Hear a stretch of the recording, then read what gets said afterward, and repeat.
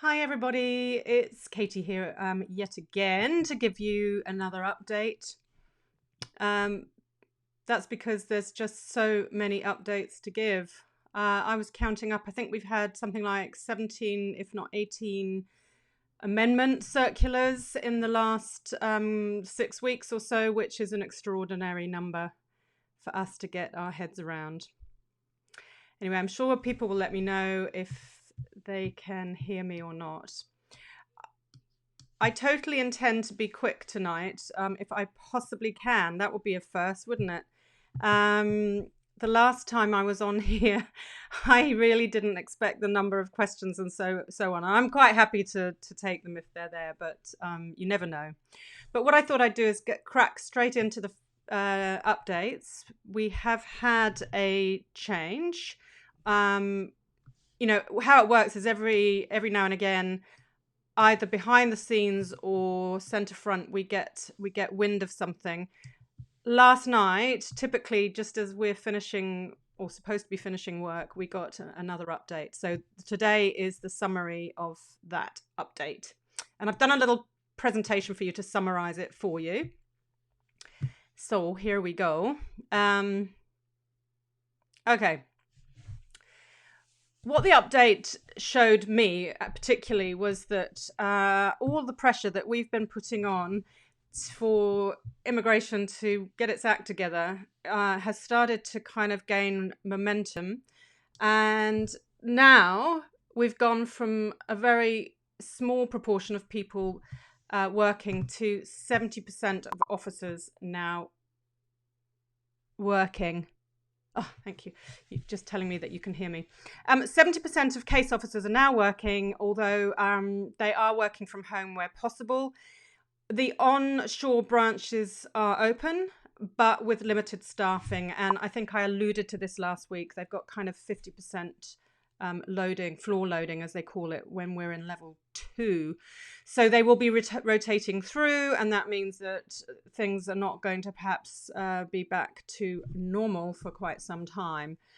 Offshore branches still closed. What are the offshore branches? That's Mumbai, Beijing, and the Pacific Island branches. So they're all still closed. What people here who want to be applying for things like residence or variations of conditions, i.e. those paper applications, found out from this update is that the applications will be receipted as per the date on the courier consignment, unless they can't find one. And in that case, it's going to be the date that the courier parcel is opened. And then they said, well, on a case-by-case basis, you can dispute that date. If, for example, you had put in, let's say, a residence application and you didn't have a courier consignment note, you've lost all your tracking details, and it's opened after a deadline has passed, you would have to then make out a case. And, this is where the devil is in the detail, because we've been told, of course, all the way through lockdown, don't worry, we'll take a benign view. And then out comes this, where it's kind of a bit of a mixed message. But anyway, I guess it's good news if you couriered something. We courier everything with consignment notes. So even if it's been sitting there for 3 weeks before it's opened, they will take the date of receipt, in other words. They've also finally made it official that if an application is made and is missing documents, then they will still lodge it. Pre-COVID, if you were missing documents, they would return it, failed lodgement, as we call it. But now they will take it, and the expectation is you will add those documents in ASAP. So they understand that people can't get police certificates, they can't get medicals and so forth. But the idea is to get those things lodged without. Okay, continued. We had been told to expect perhaps at least an effort to get variation of conditions applications online somehow. But that hasn't come. So still we're waiting on that. It's not to say it won't come, but as of today, the only people that can apply for a variation of conditions of an existing work visa would be those who are essential workers who just need to vary, either they need to just go to another employer in the same region, for example, or be able to undertake different occupations for the same employer. There's a special process for that, but there's a lot of fine print, and I've talked about that before. I don't really like that variation of conditions set of policies that they wrote. I think they did it in a hurry. I think they did it to kind of look good, but it's not actually all that useful. So for the vast bulk of people in New Zealand, if you've lost your job or you simply are trying to change job for other reasons, you've got to go paper still. Now, some people will find this clearly disappointing also, that we haven't yet had any announcements of relaxations on hours or pay rates required for workers. So still, if you're on a job-specific visa, those hours remain in place unless otherwise advised. So we've been told, well, migrants won't be disadvantaged, but as of yesterday, that just can't be confirmed. So again, if you are in a situation where you are losing hours or losing pay, or worse still, losing your job entirely, you do need to seek advice. We have spent a lot of time trying to rescue people's situations and keep them in compliance as much as possible. There has been an announcement today, which I think is very positive, about the extension of the wage subsidy scheme for another 8 weeks for businesses that are likely to face a 50% downturn. That's different to the original wage subsidy where you had to show a 30% downturn. So they've upped the ante there, but it could again help rescue some of our migrant workforce out there. Now, importantly, we got a completely new prioritization list as well, which I think will be of wide interest to you. The last one we had, was on the 16th of April. So I'm throwing that one out of the window. Oh dear. And now we go with a new one. The good news is, logically, with 70% of staff now on board, and that should be increasing over time, they are now picking up not just the temporary, but also residence applications. And in fact, I saw a couple of residence decisions come through on my own radar today, which is great to see. That's very encouraging. So if you were on the cusp of getting your residence sorted before lockdown, take heart, because it could be that yours is next in line. But there are some updated priorities, and I'll come to those next. I think it's quite important. So I split them out into two different slides. So this slide is all about the temporary, and then I'll do the residents. So with temporary entry, and I don't think there'll be any surprises really, they've got two priorities now. The first priority, in order of sub-priorities, of course, the COVID-19 response visas. No surprises there. Then we've got humanitarian, so that's largely around domestic violence, but there's maybe other humanitarian type situations that could come up. Samoa and Tongan nationals needing essential travel, diplomats, those are those first priorities. And then underneath all of those, other onshore. So other onshore, meaning all other onshore temporary visas are now in the first priority grouping, albeit low down in the first priority. So if you're an essential skill work visa applicant and your application is sitting there in the queue, you can start to hope that it will be picked up now, as long as COVID-19 response visas don't sort of keep them occupied, which I don't think they will. At some point, they have to get their heads around these onshore temporary visas. However, if you are sitting offshore, you now become second priority to all those other things. And that's logical. If you are not able to come in through the border, what would be the point of actually progressing your work visa applications? But anyway, just to make this clear, let's say you are a COVID-19 response person, like a nurse or a doctor or a pathologist or something like that applying for a visa, you are still top priority regardless of whether you're on or offshore. If you are offshore, you're still going to need a border exception, but your visa itself could be considered to be first priority according to this listing. It's just the ones, everybody else who's offshore, it doesn't matter whether you're essential skills or work to residence or partnership, yours will be second priority. But that, this is a definite advance on that previous priority list where they were basically saying they weren't going to touch anything offshore at all at the moment. Now, let's come to residents. And I've been getting so many questions about residents because, again, last time, a couple of weeks back, or whenever it was, 16th of April, they were saying nada, nothing, niente. Now, residents can move. The first priority being those onshore ones, and second priority being the offshore residence applicants, again, logically.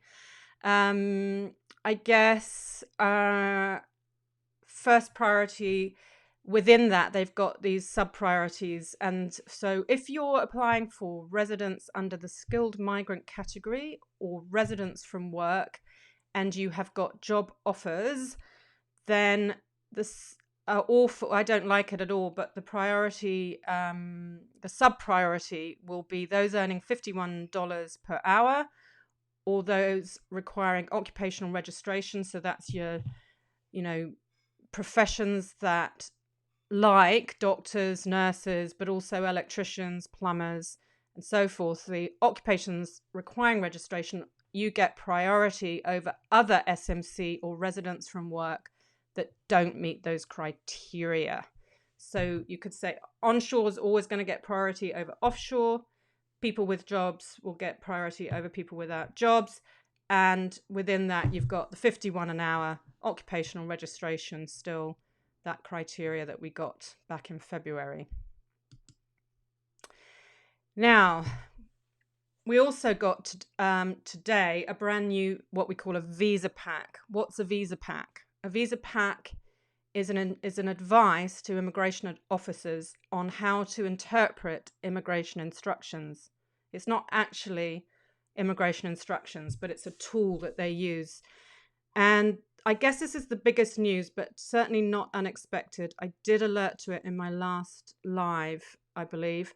And it's all about the labour market and sustainability tests. And I think this is very important. What they're basically saying is we have got a seismic change to our job market landscape. We do now officially have 6.1% unemployment. It was down to 4% before COVID, so it's gone up substantially. They're saying now there's 180,000 people on job seeker support and 1.6 million on the wage subsidy. Now, these numbers are obviously going to be evolving, and we expect the unemployment rate to grow as people come off wage subsidies perhaps and get made redundant. There's no doubt going to be development. And, the economists will vary in just how high they think that unemployment rate is going to go. But as a result of this changing landscape, what Immigration New Zealand is effectively saying is that even if you've got a work visa application in, they are going to be assessing the labour market in light of these changes. And they're also going to be asking questions about sustainability of your job. So it's not enough, in other words, just to have put in a work visa application already on certain advertising without addressing these issues. And this is something that's very dear to my heart because in my office, among our team, we are fervent labour market testing experts. We really take a robust approach, and we always have done, even at times when Immigration New Zealand's actually been soft on the labour market test. We have never taken anything for granted, and we feel as though we are going to be in for the run for our money of a lifetime. The key messages around this whole thing, and I'm only going to touch on it briefly because I don't want to go on and on, is that if you meet shortage lists, then nothing changes in terms of the labour market test. I mean, it could change in terms of sustainability, but labour market test wise, they will honour the shortage lists as they stand. Okay, they're not going to second guess whether something should have come off the list. However, this is the guidance overall to staff of immigration, that is, case officers. They are advised to ask, in all cases, whether the job remains valid and sustainable. And I mean, this is logical. They don't want to be giving visas for jobs that may fall over or indeed may already have fallen over. So you can expect, if you are in a work visa application, that the employer will be asked to confirm these things. And one of the things I did like out of the visa pack was at least they did tell their staff not to take against a situation just because a company has taken the wage subsidy. Because, of course, a business might be using the wage subsidy and be entirely sustainable into the future. But just expect to be asked around these things.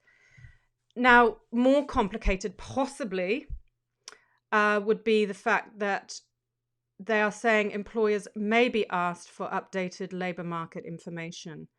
And this could involve providing proof of having re-advertised. Now, this is an area we are going to have to see how it develops. In my team meeting this morning, we did discuss this quite extensively, because what does it all mean? Well, what it really means in simple terms is that, they're not going to just rely on the advertising that happened back in maybe January or February. They're going to be wanting to be satisfied that there are still no New Zealanders who are able to do the job in question. And we were asking ourselves, I mean, without actually re-advertising the job, how is an employer going to actually make out that case? What immigration's saying is that it is not necessarily always going to be necessary to have re-advertised the job. But this is where I think extreme care needs to be taken now in actually thinking about how one handles these cases. And every case is going to be different. I mean, if you've had a job offer that is, highly skilled in a technical area, maybe somewhere reasonably remote, I could imagine making out an argument that the labour market test is still met without re-advertising. I mean, we'd have to be creative, but I tooted around today on Seek looking for examples of jobs that are being advertised even during even since lockdown. And if you look at some of the trades, you will see some considerable numbers of jobs being advertised. And it might, for example, be possible for an employer to say, hey, look, you can see that these jobs, we know that plumbers have been in shortage for a long time. And we know that we can see that on Seek there are jobs being advertised. Do we really need to re-advertise to prove all over again that there's no Kiwi? Because logic says that by and large, roughly speaking, the kind of jobs being made redundant probably aren't that. I mean, there will be some plumbers who've been made redundant, but there's also more plumbers hiring than are being made redundant. So, it might be possible, but it may actually, the only definitive way to prove the labour market test may be to re-advertise. I'm not going to give any definitive advice. I'm just going to say that, these are areas that need extreme care and judgment calls to be able to come up with the right recipe. The timing of the re-advertising might, if indeed your employer is willing to re-advertise, the timing might be very critical. Do you do it now, preemptively? Or do you wait until your case has a case officer and the case officer comes at you and asks for extra evidence? And these are judgment calls. These are complex judgment calls, which keep even the likes of the most experienced immigration advisors strictly on their toes, because every case is going to be slightly different. There may be a really good argument for going in now and re-advertising while unemployment is only at 6.1%, in case that's going to go up. It may be better to wait in some cases, because if the case sits there for a long time, even if you advertise for a second time, maybe by then they won't be satisfied with that. But, suffice to say, a lot needs to be weighed up, and it's going to depend on the job. But this is going to be the new battleground for people with existing work visa applications. Now, the bill, by the bill, I mean the Immigration COVID-19 Response Amendment Bill that was introduced just whatever it was 2 weeks ago, and I did talk about that in my last stream. I just wanted to show you where the progress is on that. So it's had its third reading and it's awaiting royal assent, which is the final stage. We knew it was going to be rushed through. An amazing industry effort went into trying to temper some of the bill. It remains that contains 8 new powers, a really mixed bag, kind of 50-50 good bad. They've said that they don't intend to use it for bad, but what does bad mean? Bad means one thing to a migrant and another thing to a New Zealander. So one has to be pretty measured in one's analysis of this bill. It has been tempered. There's been a little bit of tweaking of wording, which has basically made it a bit more difficult for the minister to just sort of arbitrarily make changes that could be to the detriment of migrants. But precisely how the powers in this bill are going to be used, we still have to wait and see. I think people have slightly misunderstood that the bill becomes law and then a whole range of things come into place. But what if you imagine that the bill is the act is an enabling law, and then the minister can use it to do various things. Now, he may well already, with his team of policy advisors, have got some things sitting there waiting to be passed immediately this becomes law. But we don't know. And those things they are holding close to their chests. But people keep asking, what does it all mean? What's it going to mean? Will they help, or will they cancel or suspend or whatever? And the reality is we still don't know. Here are my final thoughts on where we're at as of today. And you'll notice, by the way, that I haven't talked about the border because I've talked so much about the border, and I am happy to take questions on that. But the border, nothing much has moved on the border as yet. But again, we are pushing and working behind the scenes, and hope to see some movement certainly as the health safety of New Zealand is looking better and better as we go through. So it becomes increasingly difficult to keep people continuously out of New Zealand, in my view, or certainly, harder to defend, but we'll have to see. My overall riding thoughts, I guess, are the impacts of COVID are still obviously to play out. We're going to be in this for a long time. The bill has a 12-month sunset clause, and that tells us something about how long the government thinks it's going to need to have those sorts of powers. What I actually think that is, though, for migrants, and I don't say this lightly, is that absolutely the time that you now need to focus on strengthening any pending application that you have, because the days are gone when you can just sit back and rely on what you put in at the date of applying, unless you're in that sort of shortage list area. Okay, so there's going to be extra work required even on an existing and pending application. The other thing is, I would be recommending people to make sure you have a plan B or C wherever that might be possible. And I know that for some it is not possible, but I'm constantly amazed at the number of times I talk to someone where we quickly identify some possibility of strengthening their case. And I've listed some ideas there. One is upskilling. Again, I'm absolutely gobsmacked at how many people, for some reason, have come in on quite flimsy sort of strategies, I'm sorry to say, but people who could be meeting the shortage lists but haven't bothered to do so. I had a couple in the last week. One was a diesel mechanic who absolutely from day one had a chance to meet the shortage list and didn't do that, and is in a much more vulnerable position in terms of where they stand now with their work visa than had they got that all sorted from the beginning. So please, please, please take heed.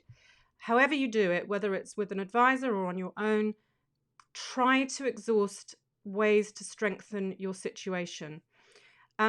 Proactively, definitely thinking about this new labour market sustainability issue that we know is coming if you've got a pending work visa application. Now, even if you're in a work to residence or a shortage list application, the sustainability issue will come up. If you're in a labour market tested application, you definitely need to think about how to prove to the case officer that the job is still in need. I think there's going to be a big focus on what it means in our existing immigration instructions for someone to be readily trainable, for example. So a Kiwi, to be able to take the job that you've been offered, has to either be at the level of experience, qualifications, and all the other skills that they want, or they have to be readily trainable. Not just trainable, but readily trainable. And I think that's going to give an opportunity. That's where one needs to really understand the labour market. Who are those candidates? Can they cross-transfer into the job that you've been offered? The other thing to think about is whether you can actually switch visa types. I've got quite a few people who, prior to COVID, had gone essential skills, and there were really good reasons at the time for doing that. But for example, they may have been in a partnership with a Kiwi, but that partnership may not have been that developed, but has now developed more. And if you've survived lockdown with a partner, for example, that's a really good argument in a partnership case, potentially. It might be time to think about switching. So, where we had people in fairly new relationships prior to COVID, we would have perhaps suggested essential skills over partnership. Now it might be the reverse. Either which way, it's all about ensuring you have a robust strategy moving forward. And this is the name of the game. Everything is going to just get that much tighter. So what may have been okay before is not necessarily going to be okay now. I just think the last message is pretty clear. You need to get your ducks in a row. We've always advocated that you should get your ducks in a row long before you actually are putting in a work visa application for the first time. But if you haven't done it before, now's your chance. Get some advice, get your strategy, and you've got a bit of a window of opportunity if you're in an existing work visa to start thinking about these things. Do not sit back and just have your arms folded unless you're very, very confident about tackling those issues I have raised. I am now going to take some questions. Let's have a look at what's coming through. Okay.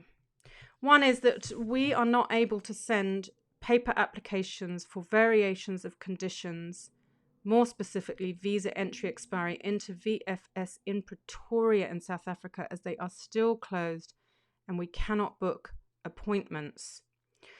Okay, so on the issue of people, and this is a very good question. If people have expiring first entry dates, the issue there is that, again, if the date's already gone, then you're probably best off just waiting now until you get wind of whether the government's going to give you some relief, because it's possible that with the new bill that they could say a whole class of people, such as those with expired first entry dates, you're going to get another X amount of time to enter. But I do think we need to wait and see what that is. So for all other people who've got expiry dates coming up very soon, it is very difficult because you have to make a decision. And if you can't lodge because you're offshore, you may need to contact Immigration New Zealand, keep that issue on the table. The call centre, I know, are just telling people tough luck, sorry, wait. And we ourselves are watching day by day to see what happens on that. There's no clear indication. But I suspect that they will make some announcements en masse for certain classes of people. And there may be some conditions around it. So, for example, if you're sitting on a work visa and you haven't been able to make the first entry date, they may not automatically extend that entry date unless they're happy that the job is still in need and the job is still sustainable, logically. So even to be able to get a variation, they may put some more some more constraints around that. I'm guessing here, but I do know these things are being sort of circulated around. Concretely, to answer your question, if you are wanting to physically get an extension on your first entry date, you could courier. You could try couriering that application directly to the documentation branch. But I personally just think it's probably a waste of time until they make a more global announcement. That's just my sense. I've got another question here, which is about an SMC residency application lodged in February. Will the market test affect me? I'm employed as a personal assistant. My employer did not advertise the position before they hired me in 2019. Should I be worried? Okay, so this is a really interesting and good question. The reality is helpful for you because for SMC residency, there is no labour market test. So when I was talking about labour market test before, it was in relation to temporary work visa applications. The only thing would be if you need to extend your visa.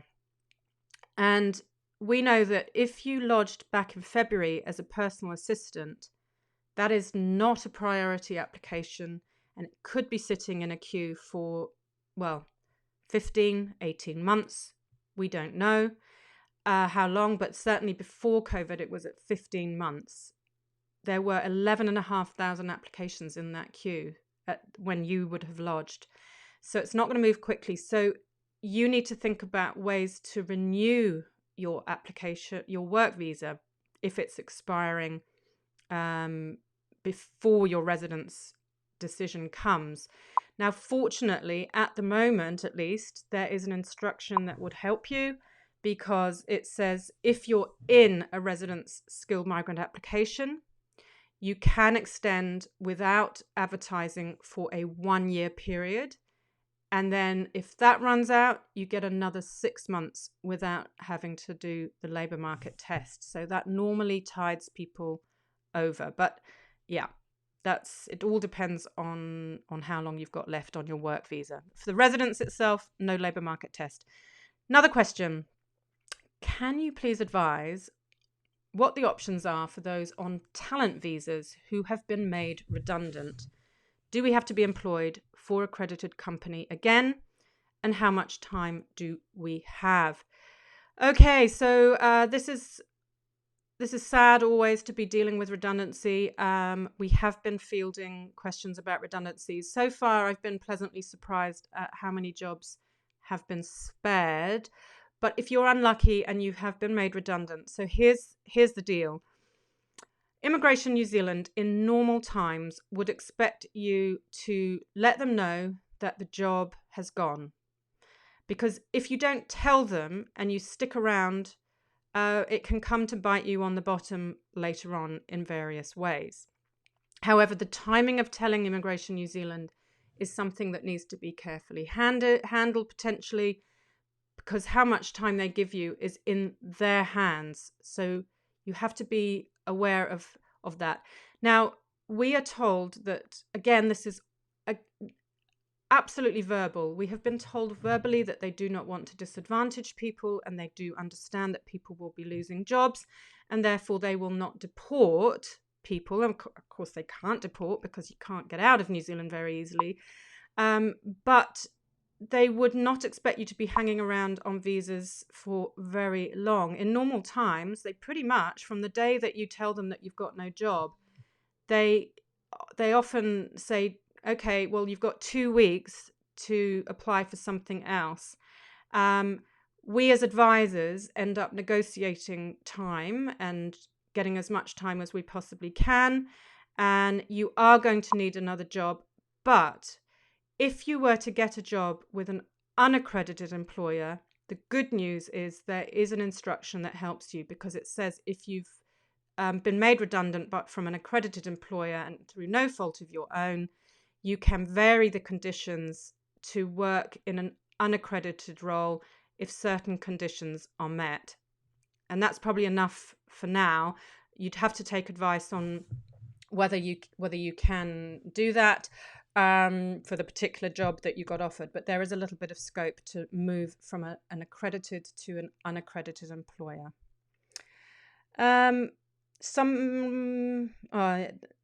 You've added that you're 5 months only away from making your residence application, and that is very unfortunate. So, yeah, you would have to seek advice. I think it's very important that you seek advice on that. Are accredited employers, this is a different person, are accredited employers also subject to the labour market information test? And the answer there is no. If the role meets the salary threshold, which we know is $38.25 per hour, and if it meets the overall remuneration of $79,560, and they're accredited, then no labour market test is required. So those are safe.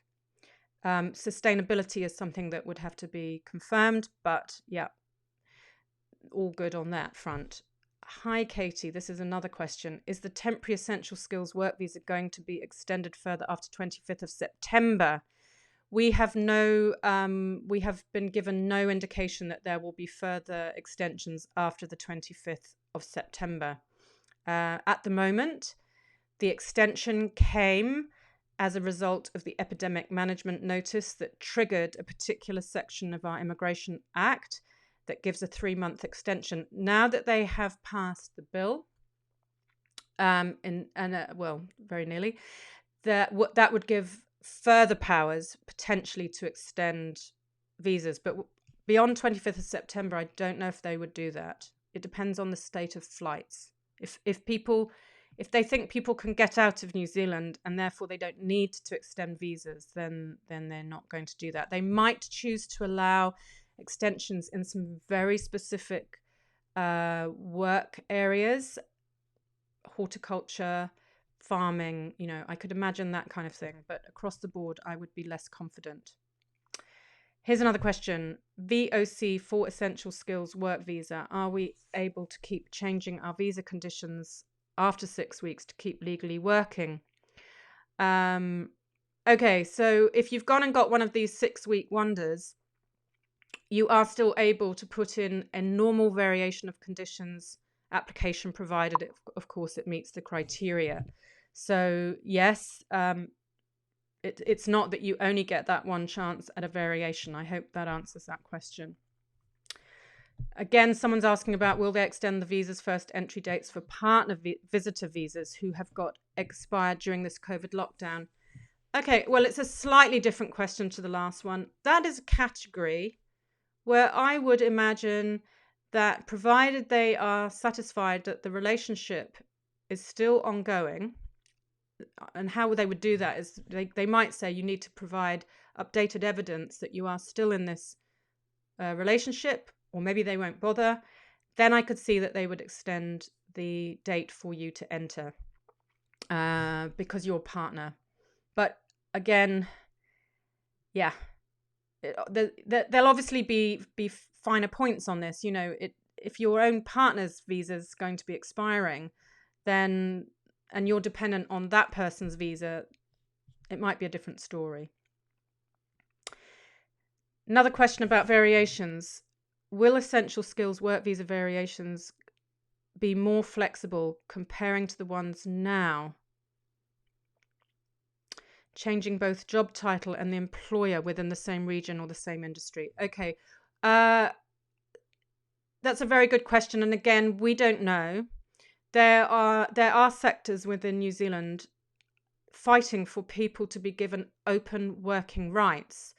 And in some regards, for at least for a short period, it might make sense for the government to do that, because it would mean that fewer migrants who've lost jobs end up being destitute if they're given at least an opportunity to go and work in other employment. But I'm afraid to say I cannot give you the answer, because we haven't been given that answer as yet. Again, I know that the government will be discussing that, trying to come up with a recipe that's going to work for everybody. Of course, it will never work for everybody, but they've got to appease New Zealand. They've got to think about migrants. It's a difficult, complex equation. Another question about partnership, last entry dates. I've already answered that. Okay, another question. Essential SMC residency for caregivers. Are they going to assess those soon, or will it take more time again? Right. Well, this is a really interesting question, because as you've seen, the priorities for SMC residents remain those on $106,080 a year or in registered professions. Caregivers are not on the list of registered occupations. Nurses are, but not caregivers. So therefore, in short, no, you're going to be in the slow queue.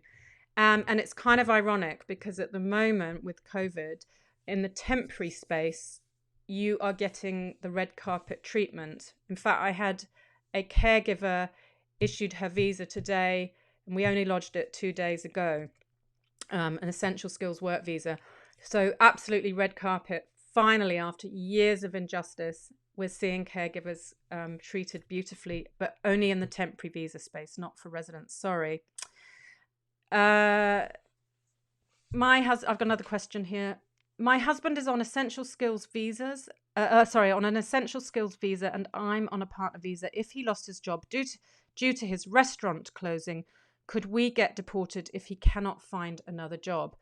Okay, so that's a classic case where the answer would be that clearly, if you can't get another job, or if you can't somehow switch your strategy, maybe through you as the partner, can you get a job that could get a visa? Then it may be that you need to face the notion that you may be out of luck, especially in hospitality. But again, you could seek advice. I mean, everything is so site specific, but hospitality being one of these absolutely hard hit areas, unless you're a very, very specialist worker within hospitality, you are very likely to not be able to rescue the situation. So you need a plan B in that case. I'd be looking at other ways to strengthen your position. This is a difficult message to deliver, but there are going to be some situations where it will be a question of planning to actually leave New Zealand, but just getting the advice so that you know whether something is viable or not viable, I do believe has value, because if you are going to be out of luck, then you need to know, and you need to be able to make dignified plans accordingly. But and I'm reading now the next part of it, that you have a stable job as the partner, you could switch. You could absolutely switch around. But, all of that depends. If you're on a partnership visa and you want to now become the main applicant, the issue is, is your job going to be able to get through a labour market test?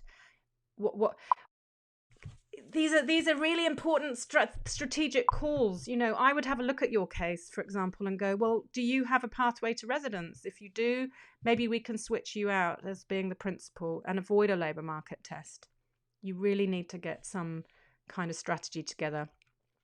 Another question. Gosh, they're coming thick and fast again. So sorry. I'll carry on if that's the spirit of it. Hi, Katie. We're in NZ on 3-year essential skills visas. Will apply for new visas very soon.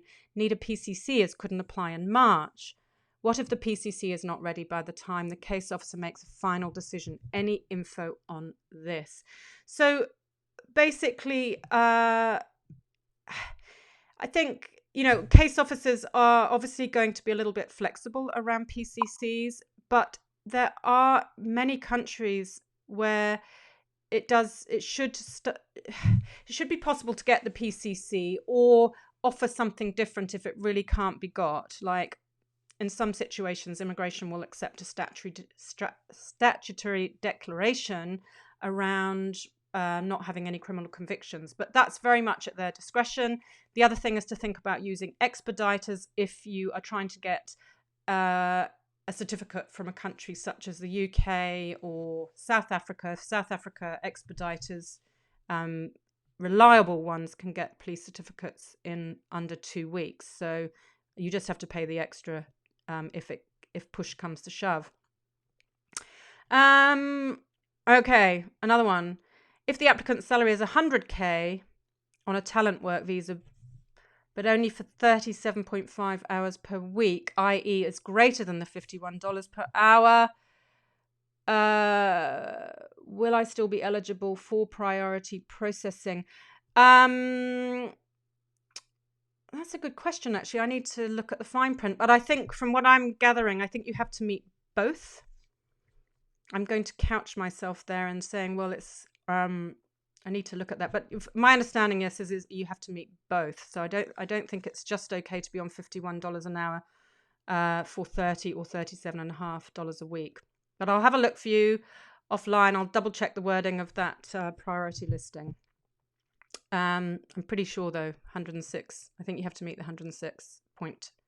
It's not 0.5. It's 106,080. Here we are. If you've submitted the EOI application on 140 points, would they still consider at this stage? And the answer there is very simply no. They are not going to. They can't select anybody on less than 160 points under current instructions. That's crazy. They'll take your money to lodge on 100, but they won't select you, and they cannot select you. You've got to find a way to get to 160. Someone else, I'm on a post-study work visa expiring March of next year. What steps should I take to prepare before my visa expires if my SMC residency application is still pending? Well, yeah, okay. As I mentioned earlier, there is an instruction that allows for a year to be given as an essential skills work visa without labour market testing if you're in a skilled migrant residence application. Another question, and still they come. I'm on a talent accredited employer, work to residence, still have jobs, can't get back just yet. Yes, I know this case. Would there be anything that changes for us on entry? Lived in New Zealand for 3.5 years, above the 110k mark. Hi there. I know of the situation, and I know how frustrating it is not to be able to get in through the border. Provided the job is ongoing, provided the job is sustainable, I see absolutely no reason in the longer term why you wouldn't be able to get back in. It will be all about the sustainability of the job. I mean, anybody who is offshore, nothing to do with COVID, but if somebody's offshore, no matter how long their work visa might be for, if they lose a job, you don't necessarily get back into New Zealand because there is an obligation in the Immigration Act to inform of any material change of your circumstances when you fly back in and are asking for entry permission. And if you don't inform, you can be pinged for having withheld material information, and it can get very messy. So, but just to come back and be on a positive note, if the job's there, then there shouldn't be any issue. It just may be a question of confirming that you might be asked to confirm that. Another question. My husband is in NZ. I'm in South Africa. I have applied for my partner visa. When can we expect INZ to start processing these visas again? Okay, well, I'll go back to the just screen.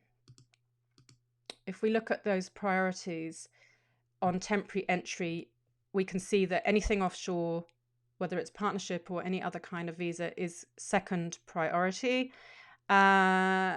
So this keeps changing. I mean, few weeks back when they gave us a priority list, anything offshore was 0 priority. Now at least it's second priority. So I guess it's moving forward. Just how long it will take for them to get to will depend on how many they've got in the queue. And we don't have those numbers. But I think you're just going to have to be patient. And if you think, if there's any kind of sort of humanitarian element, you could go for a border exception, but that's highly unlikely to work. I think you're just going to have to wait and just be patient on it. But very critical for people in partnership, I keep meaning to say this, is that when there's delays, it's really important to understand that there's things that you can be doing while you're in the queue to be improving your chances of getting the visa. So for example, partnership visas are not static. If you're in a partnership that's being run remotely, they will expect you to provide updated evidence of being in that partnership. That, and when you're apart, that might be because money is being sent back and forth, or it might be because there's communications records or whatever. So there are things you can still be doing to bolster your case. Another question. I'm in New Zealand, family in South Africa. Partner and student visas lodged. Can the passport verification be done in any other way? VFS in Pretoria closed. Can a passport, for example, be verified at the airport on entry? The simple answer at the moment would be no. They don't do verifications at the airports. That's because they have very specific systems in place to verify the genuineness of a passport. And unless that is changed, but I would... well, I don't know your full circumstances, but if I would expect the VFS in Pretoria to reopen at, before the border reopens here. So I might be wrong. And if I am, then we would have to actually bring that to Immigration New Zealand's attention and see if an alternative methodology can be found. Sometimes we have passports verified in New Zealand, believe it or not, and a courier could be got to Immigration New Zealand if you ended up in that situation. They could verify it here, but it would have to be couriered back for use. I'm onshore, says somebody else, in Auckland with a work visa that ties me to an employer and to a location, but I'm going to be made redundant on the 17th of June. And then your job is on the construction short list, but only in Christchurch. If I get a job there, can I vary my current visa location and employer? The short answer would be yes, if you meet the shortage list. And I stress that because lots of people come to us and say, my job's on the shortage list. But there's a big difference to a job being on the shortage list and you actually meeting the qualifications and or work experience and or professional registration requirements of a shortage list. But if you meet all of that, then yes, you can potentially get a variation. But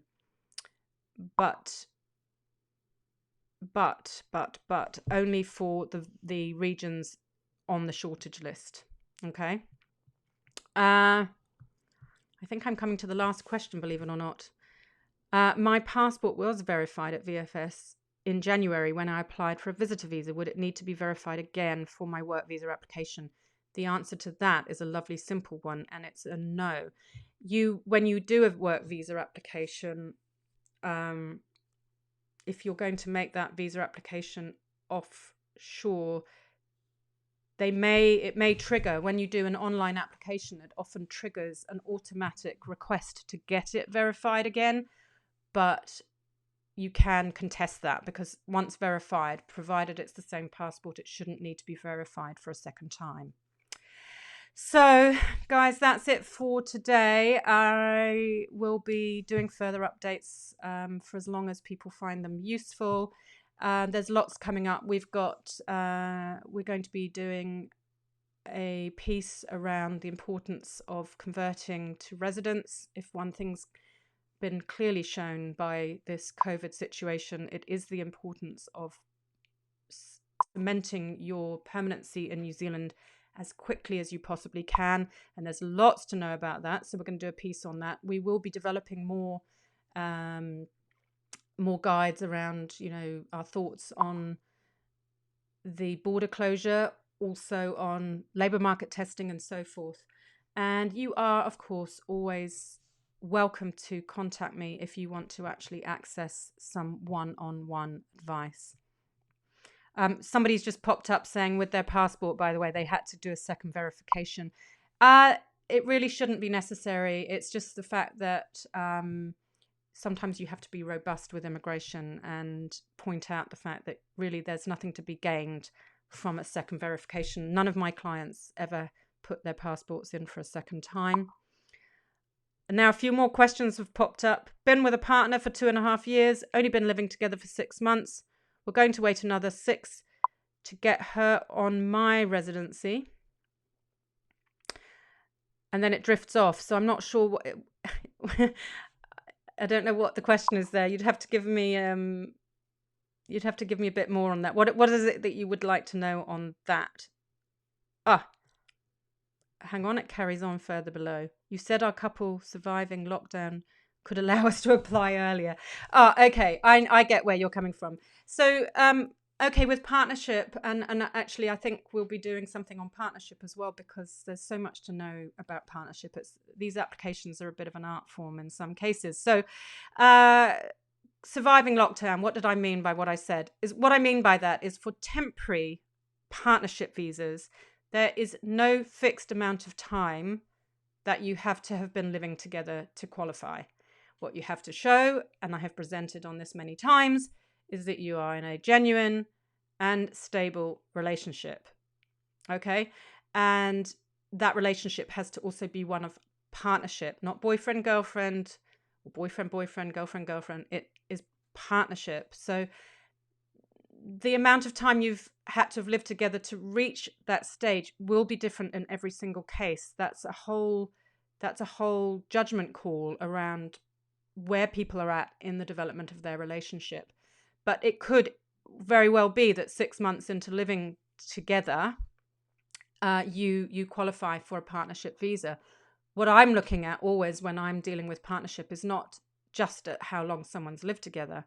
I look at the whole history. We dig very deep into how the relationship works, what the history is. I've sometimes been able to get partnership visas after only a month of the couple living together, but that might be because they're very mature, they've got lots of history together, they may have made a lot of sacrifices to actually be together, and therefore the point at which we can say they're genuine and stable partners could be a lot quicker than for a much flimsier situation, even if the couples live together longer. There are couples who've lived under the same roof for more than 6 months, but can we say they're in a genuine and stable partnership? Not necessarily. So the answer to you would be to think about, you don't necessarily have to wait for the year to get onto a temporary visa if all the other ingredients are there. Oh, thank you for the lovely comments around good vibes and thanks. So that's all lovely. Thank you very much. Another quick question. What's your prep advice to talent work visa holders who will be eligible to apply for residence in the next 4 to 7 months? And do we provide a service for this type of application? Well, prep advice, obviously, every single case that we deal with, we tailor our advice to the situation. Which is very important because, everybody needs different police certificates. Different people have different health situations. Some people need updating. They may have children who've passed certain ages. So every case is different. But what I definitely think is that within the 6 months leading up to being eligible to apply for residence from work, it's the perfect time to start getting everything together so that you are absolutely at the stage of being able to apply when you hit the 24-month mark, assuming they don't prevent us from applying at that point. The reason it's so important for talent visa holders is because you've only got 6 months left on your visa at that point, and it's taking, unless you're in that 106,080 category or registered profession, it's going to take a lot longer than 6 months to get your application done. Therefore, you're going to also need a strategy around applying for new visas. And, you know, there's all sorts of ins and outs on instructions there. Luckily, there is an instruction that says you can extend your work visa even at the old pay rate that you originally got your talent visa on, assuming it's an accredited employer one you're talking about. Stephen Tanakwe, I think you might be beaming in from England. If you are, lovely to hear from you. You will need to apply. You're asking me about an extension if unable to honour the travel conditions on the resident visa. I very much would expect that for people who've got resident visas with expiring travel conditions, that we would expect to see some relief. Can you keep in touch with me? Because before that date is reached, we need to do something. We absolutely need to do something for you. And if they don't extend them naturally, we'll have to do something unnatural. Okay. Oh, there you are. Right, thank you. What's my email address? I should have a little overlay for that, shouldn't I? That will be my next effort. It's Katy, Katy, at intonz.co.nz. Thank you, all of you, for being so patient and taking part, and subscribe to the channel because then you'll get notified of other things and we can keep you updated. Fantastic. Have a very good evening, everybody.